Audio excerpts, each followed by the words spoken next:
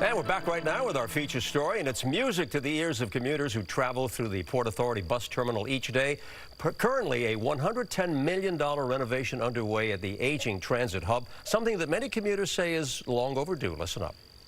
I mean, it's a good thing. You know, we pay our money for the transportation, so we at least want to travel in a clean and pleasant atmosphere, so it's pretty good. I think it's been good, a little slow, but it needs improvement because the bus station to me is somewhat old. I mean, I've always felt safe coming in here, but I feel pretty good walking in here through now, day, night.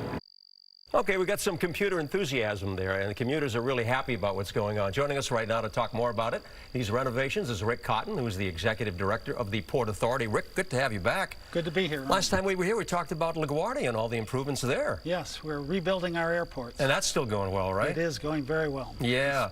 Let's talk about the Port Authority now. The bus terminal has had a long history, and you've been making a lot of changes, a lot of improvements.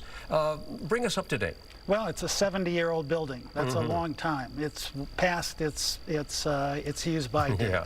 So, but we're committed to improving the experience of the passengers now. The agency made a decision several years ago to launch a $110 million renovation progress. Big project, yeah. So what you see is new ceilings, new lighting, new elevators, new escalators, renovations to the bathrooms. We've also tried to bring the technology up to date. That's great, isn't it? Fast new Wi-Fi, vastly improved cell service, and we've just launched a new app which enables on your smartphone you to see what gate your bus is departing from. Well, you know, a lot of good improvements, and you still have more to come. Tell us about what is to come now, and then before we get into the new terminal.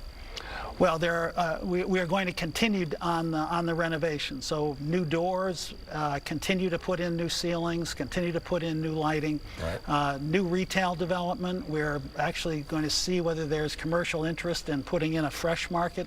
So we're really trying to upgrade the experience. Well, that would be great. Now it's an old building, so there are limits. But we're committed. We can't wait in terms of trying to improve today's passenger experience. You've got a community center now for commuters, and you're getting new information on this new construction that we're talking about, $110 million. What kind of feedback are you getting? Well, we're getting positive feedback. The focus for the new community center, which we've opened, is to try to get the community's input in terms of the new plans. What do they want to see in the bus terminal? We want to inform them about the alternatives that are on the table.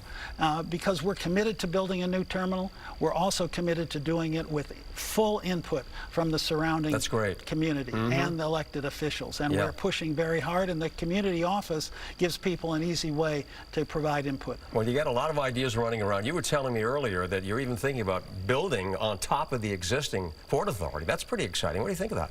Well, I think that there are a lot of alternatives that are on the table. The Port Authority has to make the decision pursuant to an environmental permitting process, so there's no final decision.